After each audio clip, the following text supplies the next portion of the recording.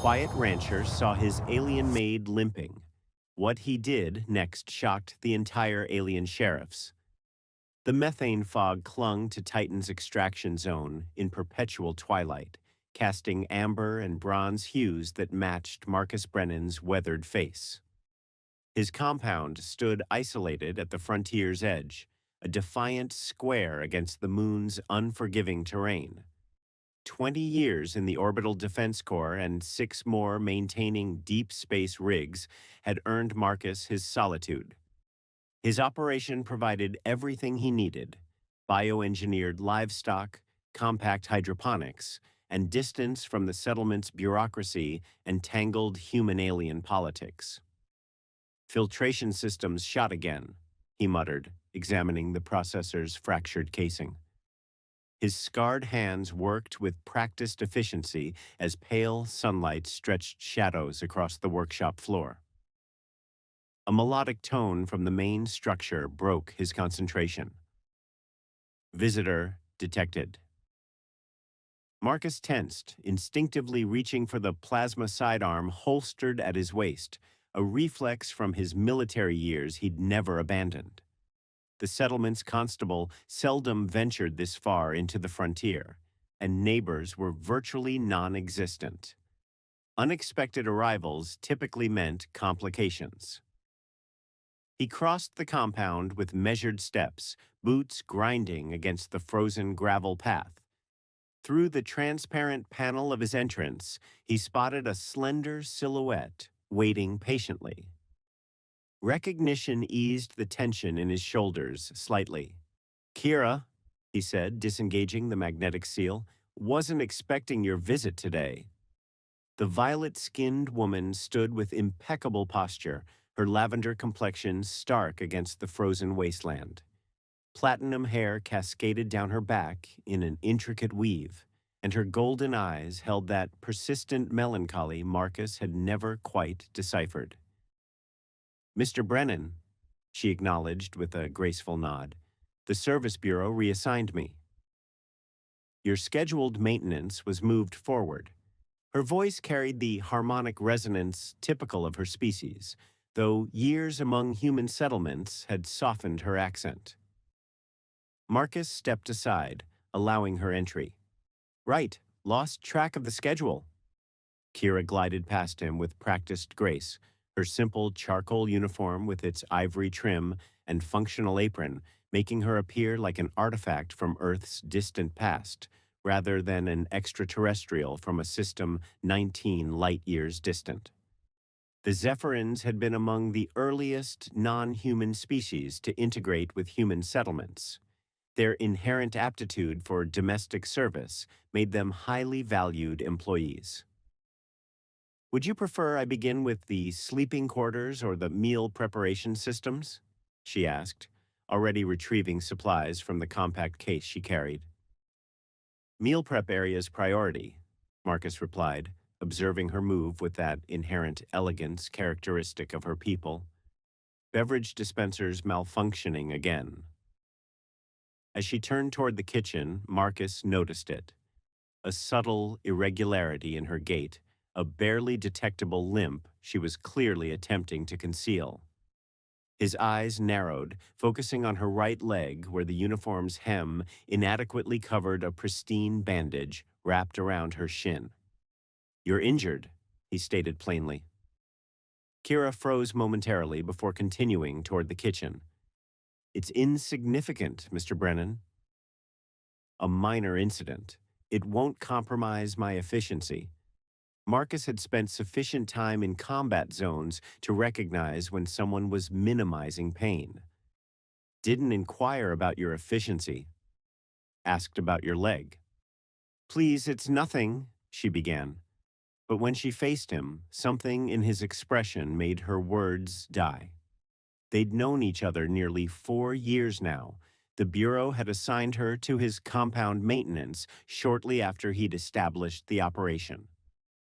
Initially, their exchanges had been strictly transactional. She cleaned and maintained his living spaces twice weekly. He compensated the Bureau, and they exchanged perhaps 10 words per session. But Titan had a way of eroding formalities. Gradually, those 10 words became conversations. He'd discovered her fascination with Earth's classical literature. She'd learned of his weakness for the aromatic tea from her homeworld.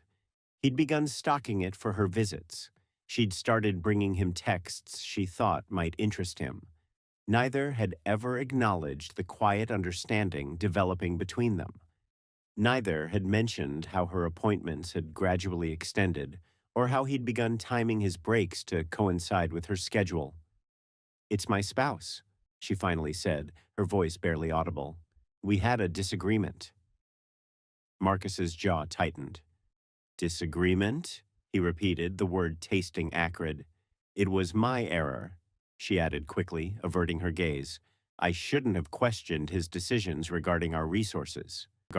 Marcus said nothing, but his silence communicated volumes. He'd suspected for months that something was wrong in Kira's domestic situation.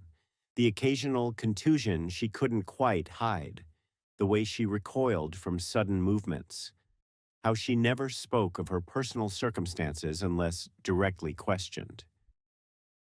"Your beverage dispenser," she said clearly, desperate to redirect the conversation. "You mentioned it was malfunctioning." Marcus studied her for an extended moment before nodding slowly. "Yeah, access panel keeps releasing." He watched as she moved to the kitchen area, her limp more pronounced now that she'd stopped concealing it. Something cold and determined solidified in his chest, a sensation he recognized from his service days, right before a difficult decision became suddenly crystalline. He wouldn't interfere today. But as he observed Kira work, her movements precise despite evident pain, Marcus knew with absolute certainty that his policy of non-involvement in others' affairs had just reached its threshold. The following morning arrived with Titan's characteristic amber haze. Marcus had been awake for hours, adjusting the irrigation system for his small crop of earth vegetables. The work occupied his hands while his mind churned over Kira's injury and its implications. He'd known plenty of individuals who couldn't control their aggression, had served alongside a few, had detained more during his brief tenure as settlement security before deciding he preferred livestock to people. The thought of someone harming Kira made his blood simmer just beneath boiling point. The perimeter alert chimed, extracting him from dark thoughts. Someone was approaching the property boundary. Marcus wiped his hands on a cloth and reached for his field scanner. Through the magnification, he spotted a familiar figure stumbling along the access route. His pulse accelerated. Kira was walking with obvious difficulty, one hand pressed against her torso. Her normally perfect posture collapsed. "Damn," he muttered, dropping the scanner and breaking into a run. By the time he reached her, she had collapsed to her knees in the frozen gravel. Her uniform was torn at the shoulder, and a deep purple contusion bloomed across her cheekbone, vivid against her violet skin. "Kira," he said, kneeling beside her, "what happened?" Her golden eyes, usually so warm, appeared dulled with pain. "I apologize," she whispered. "I didn't know where else to go." Marcus carefully helped her upright, supporting her weight against his side. "Can you walk a bit more?" "We need to get you inside." She nodded weakly, wincing with each step. As they made slow progress toward the compound, Marcus noticed fresh blood seeping through her uniform at the waist. Inside, he eased her onto the couch. "I need to assess the damage," he said, his voice deliberately calm despite the fury building inside him. "He discovered I was here yesterday," she explained, her voice barely audible. "Said I was dishonoring him by working in a human's residence, that I'd developed inappropriate attachments." Marcus's jaw clenched as he carefully lifted the edge of her uniform top. A jagged laceration ran along her ribs, not deep enough to be fatal, but severe nonetheless. Did he use a blade? Marcus asked, already reaching for the medical kit he kept in the living area cabinet. In the living area, Kira shook her head. Shattered a container, used the fragment.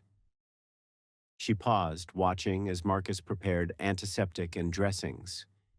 He said he'd report me to the Zephyrin Tribunal for moral violations if I didn't terminate my employment with you. Marcus knew what that meant. Zephyrin society operated under rigid codes of conduct, especially for bonded females. Accusations of impropriety could result in social exile or worse. You're not returning to him, Marcus stated flatly, applying antiseptic to her wound with gentle hands that contradicted his growing rage. I have no alternative, she replied, flinching slightly at the sting. The bonding contract. To hell with the contract, Marcus interrupted. He tried to kill you, Kira. Not kill. Just discipline. The resignation in her voice made something snap inside Marcus. He finished bandaging her torso in silence, his movements methodical despite the storm brewing behind his eyes. When he was done, he stood and walked to the weapons cabinet mounted on the wall. Marcus, Kira said, alarm creeping into her voice as she watched him remove an old plasma rifle, a relic from his military days. What are you doing? He checked the charge, the familiar weight of the weapon awakening muscle memories from a life he'd tried to leave behind. Something I should have done yesterday. You can't, she pleaded, attempting to rise, but falling back with a gasp. Valen has connections in the settlement. Criminal connections, and the Zephyrin Tribunal won't intervene in domestic matters. Marcus slung the rifle over his shoulder. I'm not asking for intervention. The Constabulary won't act either. Not for an alien domestic situation. His voice softened as he looked at her. Rest. You're safe here. I'll return soon. Marcus, please, she called after him, but he was already striding toward the door, his decision made. The walk to the settlement's alien district took 50 minutes. With each step, Marcus's resolve hardened. He'd spent years maintaining distance, minding his own business, letting the settlement's problems remain the settlement's problems. But some boundaries couldn't be crossed. Some actions demanded response. The alien district was a patchwork of architectural styles, reflecting the dozen different species that had made Titan their refuge. The Zephyrin section was distinctive, gleaming pearl structures with flowing organic lines that reminded Marcus of nautilus shells. But Valen, Kira's spouse, didn't reside in the respectable Zephyrin neighborhood.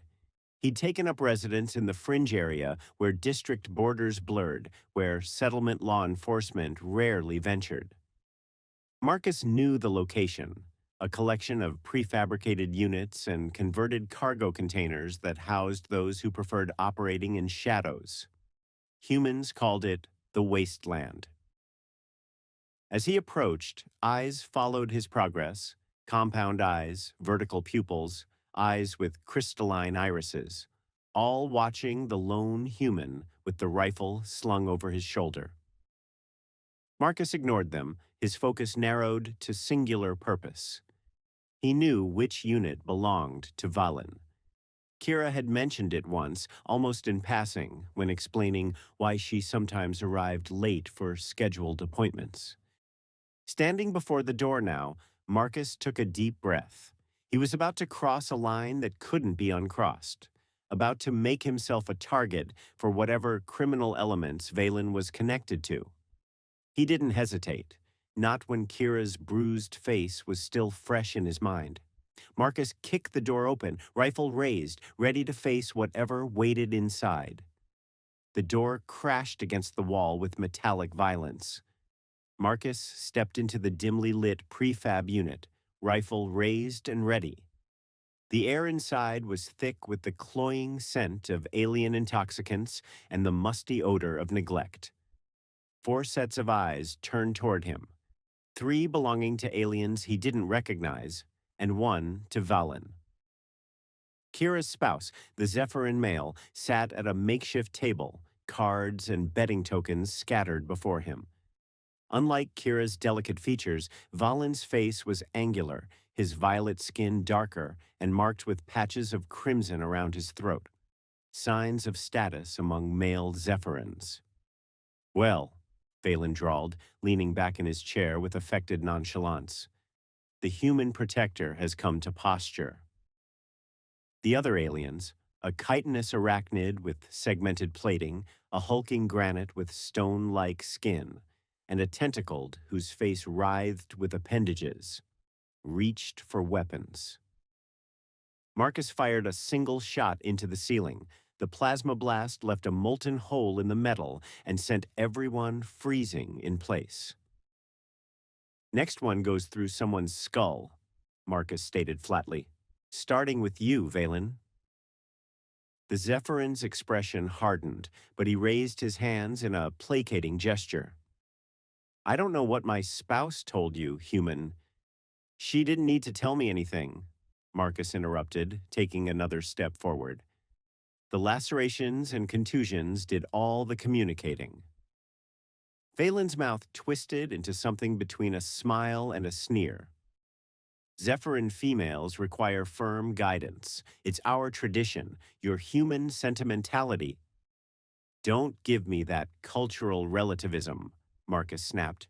I've known plenty of Zephyrins. None of them needed to slice their spouses with glass shards to maintain order. The granite rumbled something in its native tongue. Valen replied without taking his eyes off Marcus, then switched back to the settlement's common language. My associate inquires if you've considered the consequences of threatening a business proprietor in his own establishment. Business proprietor? Marcus scoffed. Because from where I'm standing, you look like a petty criminal who brutalizes women to feel powerful. The arachnid hissed, mandibles clicking in agitation. Its clawed appendage inched toward a blaster on the table. I wouldn't, Marcus warned, shifting his aim slightly. You're outnumbered, human, Valen said, confidence returning to his voice. And even if you manage to eliminate us all, which I doubt, the authorities will... The door behind Marcus slid open again. Everyone's attention shifted as a new figure entered. A tall, broad-shouldered alien with iridescent scales and 4 arms, each bearing regulation-issue stun batons. Deputy Axios of the Settlement Constabulary. Well, well, the deputy's voice resonated with a metallic undertone. What have we here? A human with an unregistered military-grade weapon threatening respected business proprietors? Marcus kept his rifle trained on Valen, but tilted his head slightly toward the deputy. Respected business proprietors? Is that what we're calling traffickers and abusers now? Deputy Axios's gill-like structures fluttered, the equivalent of a raised eyebrow. Serious accusations, Mr. Brennan. I know you. Former Orbital Defense Corps, now a minor. Never caused trouble before. Why start now? Ask him about his spouse's injuries, Marcus replied. Ask him why she showed up at my compound bleeding and terrified this morning. Valen's composure slipped momentarily before he regained his smooth demeanor. My spouse is prone to accidents and imagination. Perhaps she's developed an unhealthy attachment to her human employer. The deputy moved further into the room, positioning himself to observe all parties. Domestic disputes are handled by the Zephyrin Tribunal, not the Constabulary. You know this, Mr. Brennan. And when the spouse is running illegal operations, Graham challenged, trafficking and contraband goods, using his spouse as cover for his activities? The tentacled's appendages writhed nervously. The granite shifted its massive weight. Subtle tells that Marcus's accusations weren't far off the mark. Deputy Axios noticed too. His secondary arms tightened their grip on the stun batons. Mr. Valen, would you care to address these allegations? Valen spread his hands in a gesture of innocence.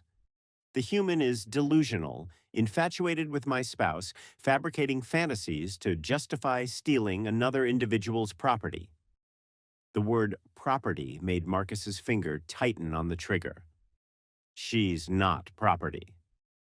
In Zephyrin law, she is, Valen countered, and I demand her return along with compensation for reputational damages. Deputy Axios sighed, a whistling sound through his gill structures. Mr. Brennan, lower your weapon. This situation requires diplomatic handling, not human aggression. I'm not leaving without a guarantee of Kira's safety, Marcus insisted. You're not in a position to make demands, Axios replied. You violated multiple settlement regulations by bringing that weapon here and threatening citizens. The standoff stretched, tension building with each passing second. Marcus knew he was in a precarious position. If he backed down, Kira would suffer. If he escalated, he might end up in a settlement detention cell, or worse. Then Valen made a critical mistake. He smirked. Listen to the deputy, human, he said, condescension dripping from every word. Return to your ice farm and forget about my spouse. Perhaps I'll even let you continue hiring her services for the right price. Something in Marcus snapped, not in a wild, uncontrolled way, but with the cold precision of a soldier making a tactical decision. In one fluid motion, he swung the rifle away from Valen and fired at the table, sending cards and tokens flying. Before anyone could react, he closed the distance and pressed the hot barrel against Valen's throat. Here's what's going to happen, Marcus said, his voice deadly calm. Kira's staying with me. You're going to sign dissolution papers according to Zephyrin custom. And if you ever come near her again, what I do to you will shock even your criminal associates here. Deputy Axios moved forward, all four arms raising batons. Mr. Brennan. And you, Marcus continued without looking away from Valen, might want to ask yourself why these fine businessmen scattered so quickly when you arrived. Might be worth examining what's in those containers by the back wall.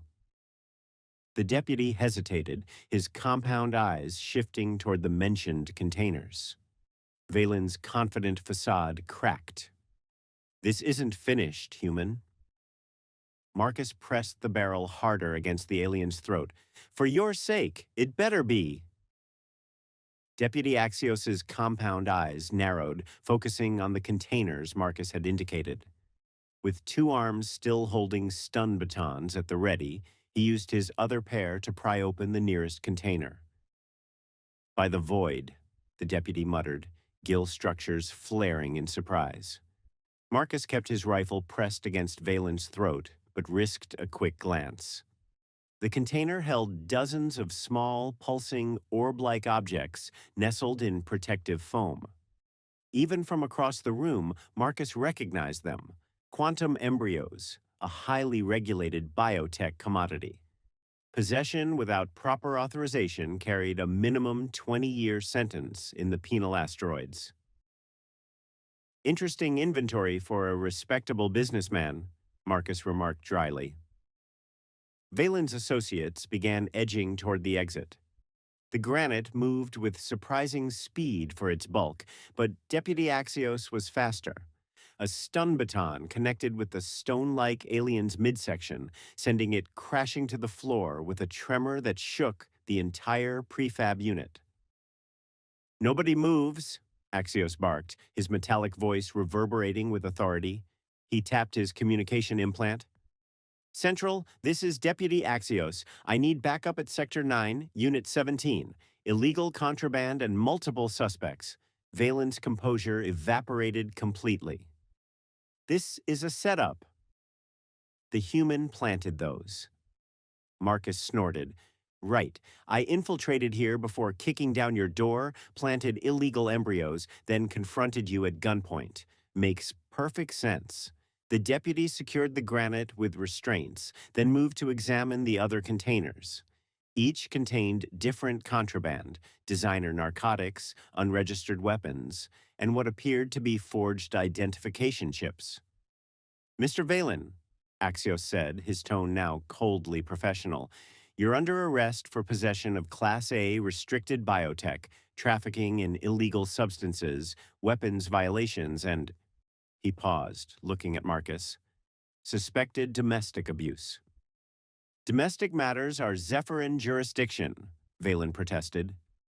Not when they intersect with settlement-wide criminal activity, Axios countered, securing the arachnid, who had wisely chosen not to resist. Marcus finally lowered his rifle, though he kept it ready. What about Kira? She needs protection. The deputy considered this. Legally complicated, she's still his spouse under Zephyrin law, but these charges change things. He gestured toward the contraband. She'll need to file a formal statement about the abuse and any knowledge of these operations. She had nothing to do with this, Marcus insisted. That remains to be determined, Axios replied, though his tone suggested he believed Marcus. For now, Mr. Brennan, you are also in a precarious position. Threatening citizens with an unregistered weapon carries serious penalties. Marcus tensed, prepared to fight if necessary. He hadn't come this far to end up in a cell while Kira remained vulnerable. The deputy seemed to read his thoughts. However, he continued, given the circumstances and what we've discovered here, I'm inclined to exercise discretionary judgment, provided you surrender that weapon and agree to make a formal statement. Before Marcus could respond, commotion erupted outside. The prefab's thin walls couldn't muffle the sound of raised voices and approaching footsteps. The door slid open again, revealing 3 more deputies and, surprisingly, a small crowd of settlement residents, humans and aliens alike, gathered beyond the security perimeter being hastily established. Word travels fast, Axios observed. One of the new deputies, a human woman with a severe crew cut, approached. Sir, we've got a situation developing. News about the raid is spreading through the settlement networks. There's quite a crowd gathering. Marcus moved to the doorway and was startled by what he saw. At least 40 people had assembled, mostly humans, but also several alien species, including a few Zephyrins. They weren't protesting the arrest. They were watching with approval, some even cheering as Valen and his associates were led out in restraints. A burly human miner called out, "That violet bastard's been running contraband for years." About time, someone stood up to him. A female Zephyrin, her platinum hair elaborately braided in the traditional style of her homeworld, stepped forward. Deputy, I wish to file a formal complaint against Valen for trafficking violations involving my sister. She disappeared 2 cycles ago after he offered her employment. Others began shouting similar accusations, creating a cacophony of grievances long suppressed by fear or bureaucratic indifference. Deputy Axios raised all 4 arms for silence. All complaints will be properly registered and investigated. For now, please disperse and allow us to secure the scene. As the deputies began processing the suspects and evidence, Marcus found himself approached by an older human man he recognized as the owner of the settlement's main supply depot. Brennan, the man said gruffly, extending a hand, didn't think you had it in you. Been keeping to yourself all these years. Marcus shook the offered hand cautiously. Just handling my business. Well, your business just did the whole settlement a favor. That Zephyrin scum has been terrorizing folks for too long, especially his own kind. The man lowered his voice. Listen, if you need anything, supplies, equipment, whatever, you come see me. Special rates.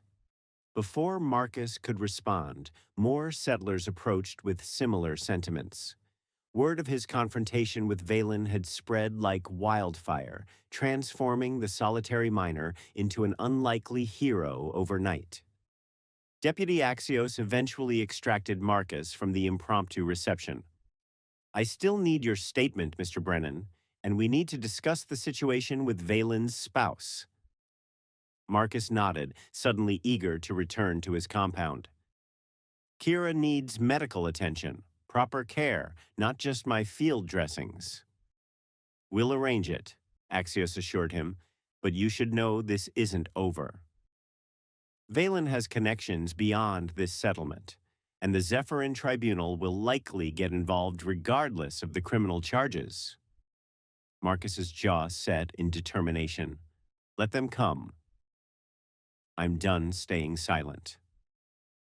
As he was escorted to a deputy's transport vehicle, Marcus noticed a group of Zephyrin females watching from a distance, their expressions a mixture of awe and disbelief. One whispered to another, who nodded vigorously in response. It seemed the solitary human miner had indeed shocked not just the constabulary, but the entire settlement. The ride back to Marcus's compound seemed longer than the journey into the settlement. After giving his statement to the constabulary and arranging for a medical drone to meet them at the compound, Marcus finally headed home with considerably more on his mind than when he'd left. The pale sun was beginning its descent toward Titan's horizon, casting long shadows across the frozen landscape. Marcus guided his rover over familiar terrain, his thoughts fixed on Kira and what awaited them. As the compound came into view, relief washed over him. The medical drone had already arrived, hovering near the entrance. More surprising were the two human figures standing on his platform. Elena Rodriguez, the settlement's best trauma medic, and Derek Kane, an old Corps buddy who now worked security for the Human Affairs Office. Didn't expect a welcoming committee, Marcus said as he approached. Derek grinned, clasping Marcus's forearm in a warrior's greeting. Words fast, brother. Especially when a solitary miner decides to take on the settlement's most notorious alien trafficker. Elena, a compact woman with efficient movements, was less amused. I've been treating your friend. Those weren't amateur injuries, Marcus. She's fortunate you intervened when you did. Marcus's jaw tightened. How is she? Stable. Zephyrin physiology is resilient, but she'll need rest. Elena's expression softened slightly. She's been asking for you. Inside. Marcus found Kira resting on his couch, her injuries properly treated and bandaged. The medical drone hovered nearby, monitoring her vitals. When she saw him, her golden eyes brightened and she attempted to sit up. Easy, Marcus said, moving quickly to her side. Doc says you need rest. You came back, Kira said softly, as if she hadn't quite believed he would. Of course I did. He took her hand, surprised by his own boldness, but unwilling to let go. Her skin felt cooler than a human's, with a subtle texture like fine silk. Derek cleared his throat from the doorway. I'll give you folks some privacy, but Marcus, we need to talk soon. The Zephyrin Tribunal is dispatching representatives from the capital. This situation's getting complicated. After Derek and Elena departed, promising to return the next day, a strange silence fell over the compound. For 4 years, Kira had come and gone from this place as an employee. Now, everything had changed. I heard what you did, she said finally. The whole settlement is talking about it. Marcus shrugged, uncomfortable with the attention. Valen had it coming. No one has ever defended a Zephyrin female like that, Kira continued, her voice tinged with wonder. Especially not against a male of status. It's not our custom. Maybe your custom needs changing, Marcus replied, then immediately regretted his bluntness. I'm sorry, I shouldn't judge your culture. To his surprise, Kira smiled, a genuine smile that transformed her face and made his heart stutter. Perhaps you're right. Many Zephyrins believe so, but change comes slowly. She hesitated. Marcus, why did you do it? Risk everything for me? The question hung between them, demanding honesty. Marcus had never been good with words, preferring action to declaration. But some things needed saying. Because I couldn't stand seeing you hurt, he began, his voice rough with emotion. Because every time you walked through that door, this place felt more like home. Because he paused, searching for the right words. Because somewhere along the way, you became important to me, more important than staying out of trouble. Kira's eyes glistened with unshed tears. She reached up, her violet fingers tracing the line of his jaw with a tenderness that made his breath catch. On Zephyra, we have a saying, the heart knows no star charts. It means feelings don't follow prescribed routes. Marcus caught her hand, pressing it against his cheek. Is that what this is? Feelings. I think you know it is, she whispered. The moment stretched between them, charged with possibilities.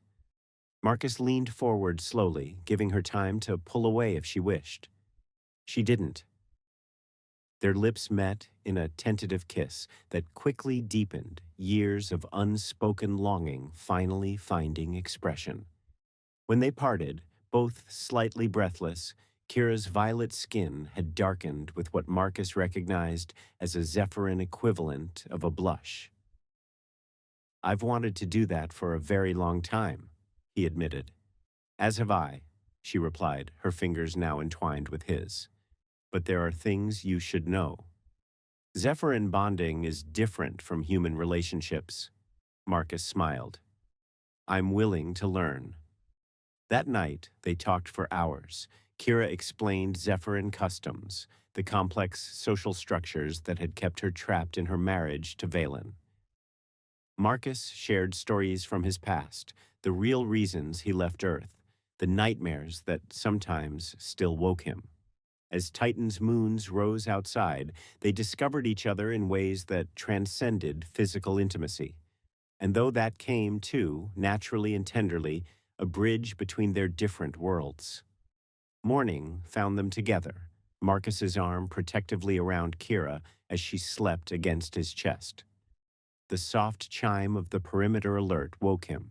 Carefully disentangling himself, he checked the security feed. A sleek official vehicle had stopped at his property boundary. Even without magnification, Marcus recognized the insignia of the Zephyrin Tribunal. Kira, he said gently, waking her, we have company. She sat up, wincing slightly at her still healing injuries. When she saw the monitor, her expression grew solemn. The tribunal envoy himself. This is unprecedented. Marcus reached for his shirt. Whatever happens, we face it together. Kira caught his hand, her golden eyes meeting his with newfound determination. Together, she agreed.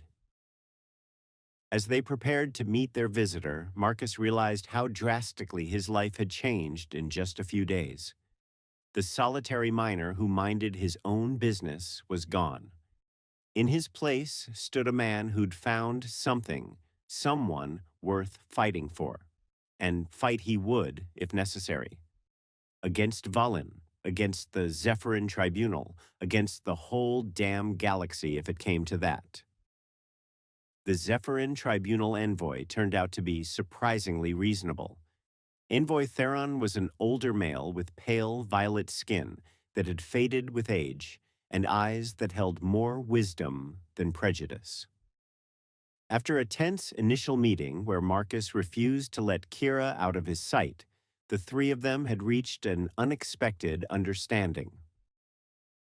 Valen's activities have long been a stain on Zephyrin honor, Theron had explained, sipping the earth tea Marcus had offered. His trafficking operations extended far beyond this settlement, but he was protected by powerful interests. Until now. Until a human got involved, Marcus had said bluntly. The envoy had inclined his head. Precisely. Your actions created a diplomatic opportunity, one I intend to use to push for reforms in our bonding laws. That had been 3 days ago. Now, as Marcus repaired equipment on the western edge of his property, he reflected on how quickly life could change. Kira had been granted temporary protective status under joint human-Zephyrin jurisdiction, a legal first. The charges against Valen had multiplied as more victims came forward, and Marcus's solitary compound had become something of a local legend.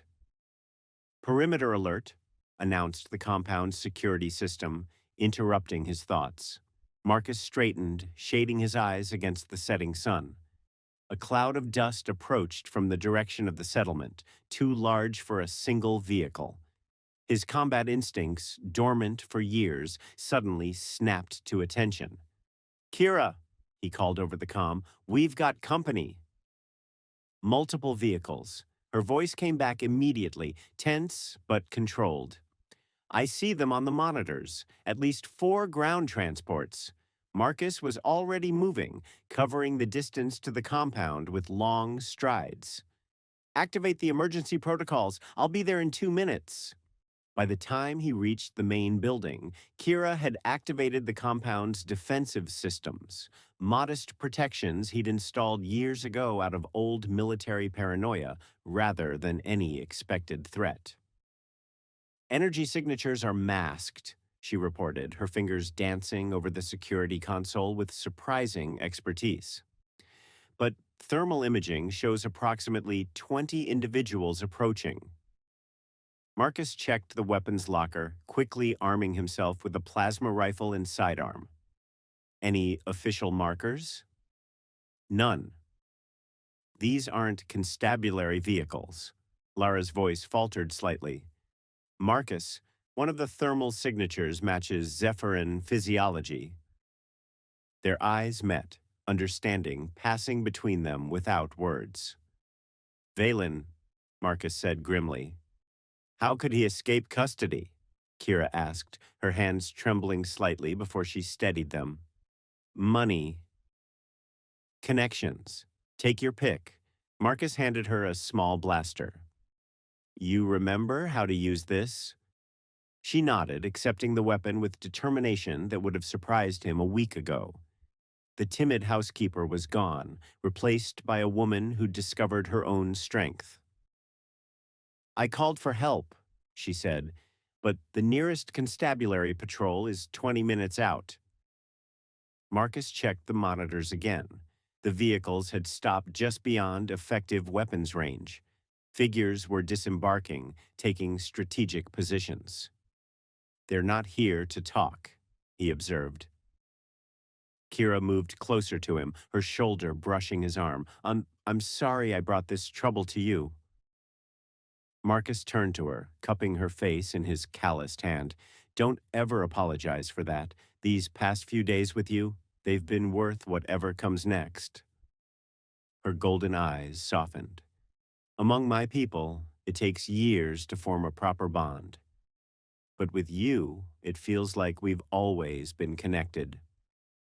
Maybe we have been, Marcus said, leaning down to kiss her briefly.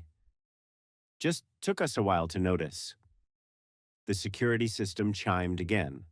Incoming transmission, it announced. Marcus activated the comm. A familiar violet face appeared on the screen, crimson markings more pronounced than Marcus remembered, a sign of agitation in male Zephyrins. Human, Valen snarled, all pretense of civility gone. You've taken what belongs to me. Kira doesn't belong to anyone, Marcus replied evenly. Valen's laugh was cold. Such human sentimentality. My spouse is my property under Zephyrin law.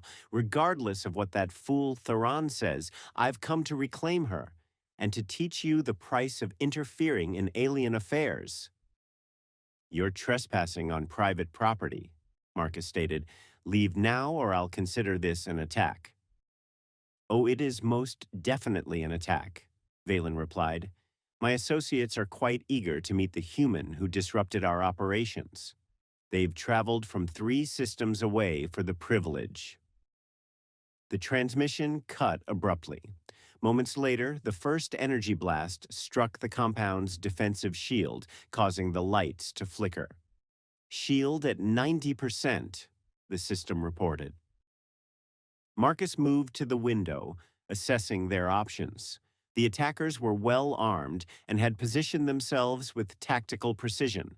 This wasn't a hasty revenge mission, it was a planned assault.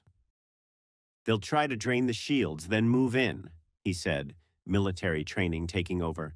We need to thin their numbers before that happens. Kira joined him at the window. The irrigation trenches on the south side provide cover almost to their position. Marcus glanced at her with newfound appreciation. You noticed that? A small smile touched her lips. I've been studying your compound for 4 years, Marcus. I notice everything about you. The intimacy of her statement hit him harder than any energy blast could. In the midst of danger, facing impossible odds, Marcus felt a surge of something he hadn't experienced in years. Hope. Not just for survival, but for a future worth fighting for. I have an idea, he said, but it's risky. Tell me, she replied without hesitation. As Marcus outlined his plan, another blast rocked the building. Outside, the mercenaries were advancing, using portable shield generators for cover. Time was running out. If this works, Marcus said, it'll buy us time until backup arrives. And if it doesn't? Kira asked. Marcus checked his weapon. Then we go down fighting. Together. She straightened her shoulders, a warrior's resolve in her eyes. Together. As they prepared to make their stand, Marcus's comm chimed with an incoming message. Derek's voice came through tense, but clear. Hold tight, brother. Cavalry's coming. Half the human miners and farmers in the settlement are heading your way. Seems you've started something bigger than you know. Marcus exchanged a look with Kira. Perhaps they weren't as alone as they'd thought. Shield at 40%, the system announced as another blast rocked the compound. Marcus checked his tactical display. They're concentrating fire on the south quadrant, trying to create a breach point.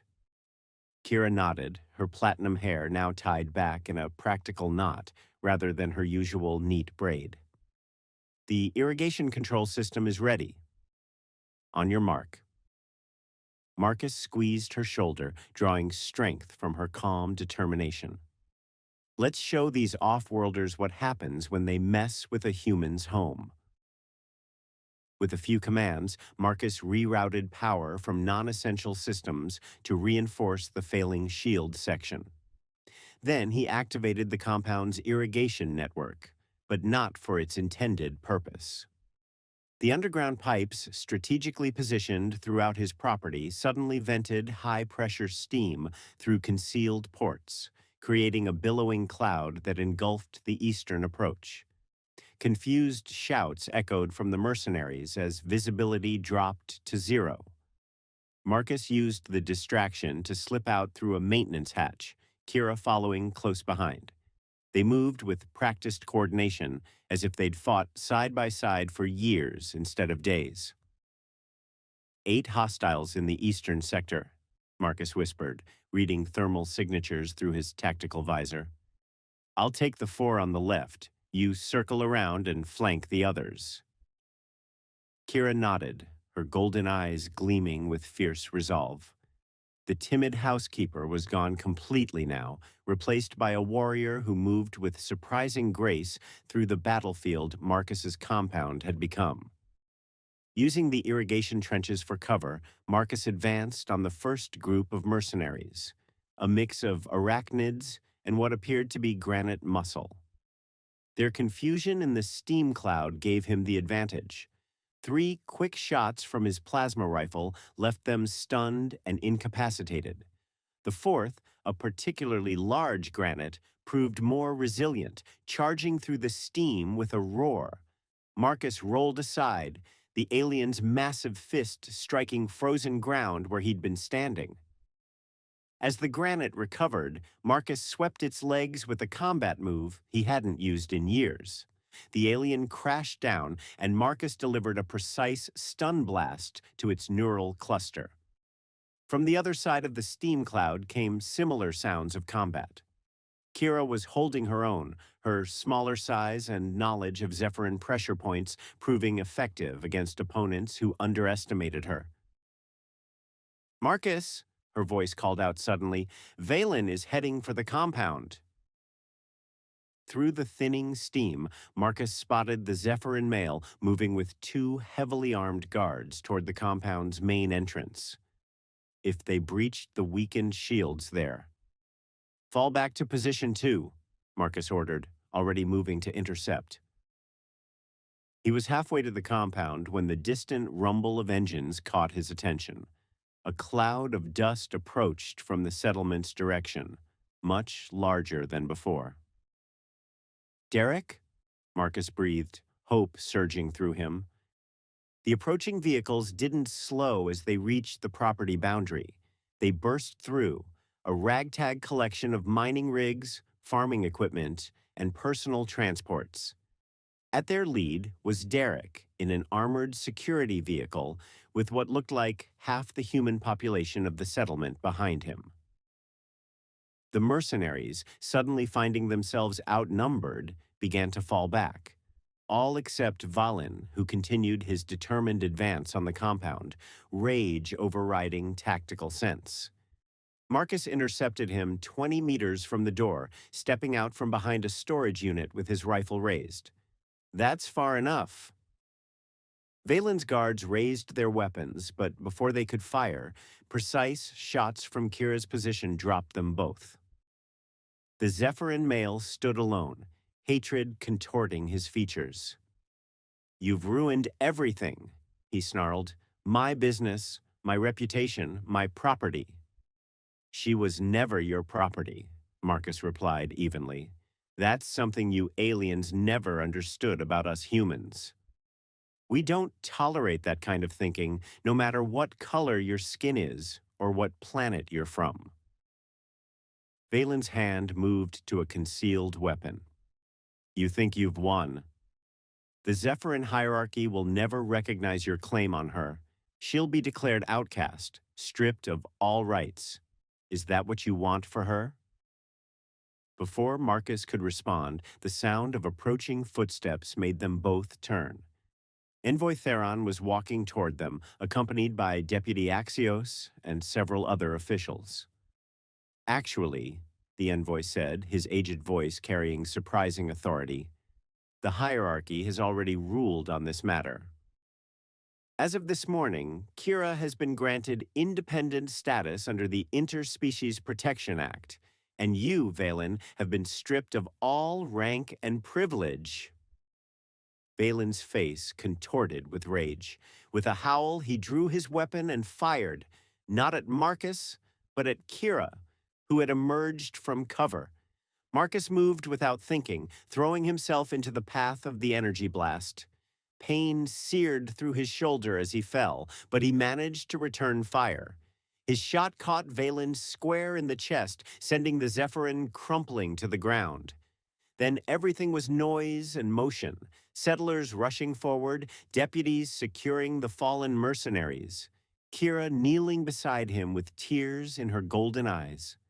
"You stupid, brave human," she whispered, pressing her hand to his wound.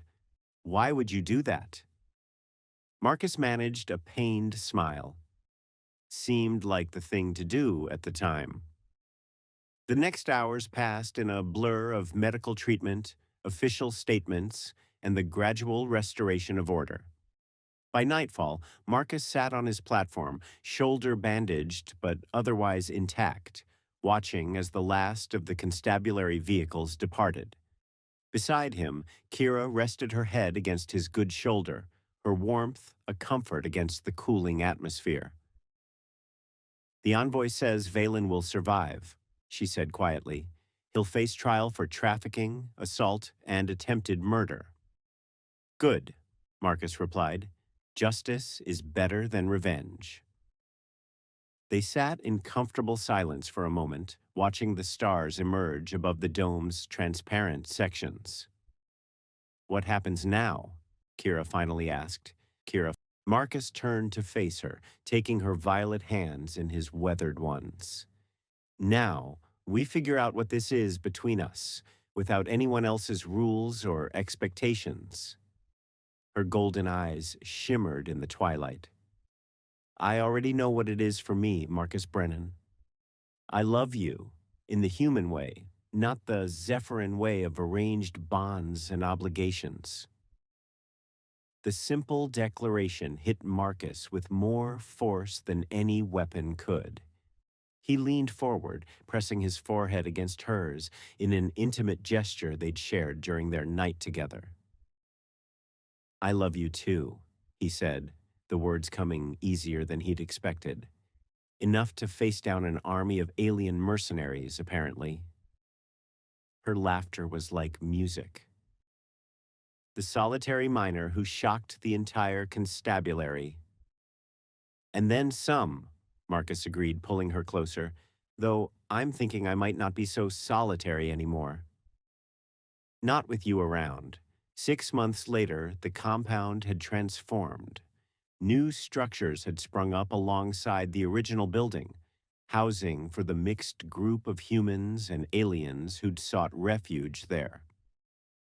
After word of Marcus's stand spread throughout the settlement, what had begun as one man's defense of a woman he loved had evolved into something larger, a sanctuary where interspecies couples could live free from the restrictive customs of their respective cultures. Marcus and Kira stood on their platform, watching as the community gathered for the evening meal, a tradition they'd started when the first refugees arrived. Her hand rested comfortably in his, her silver wedding band, a human custom she'd enthusiastically embraced, catching the light of the setting sun. "Did you ever think it would turn out like this?" she asked, gesturing to the thriving community before them. Marcus shook his head, still sometimes amazed by how his life had changed. "Never. I came to Titan to be left alone. And instead, you started a revolution," Kira said with a smile, leaning up to kiss him. "No," Marcus corrected, returning her kiss with tender passion. "We started a revolution. Together."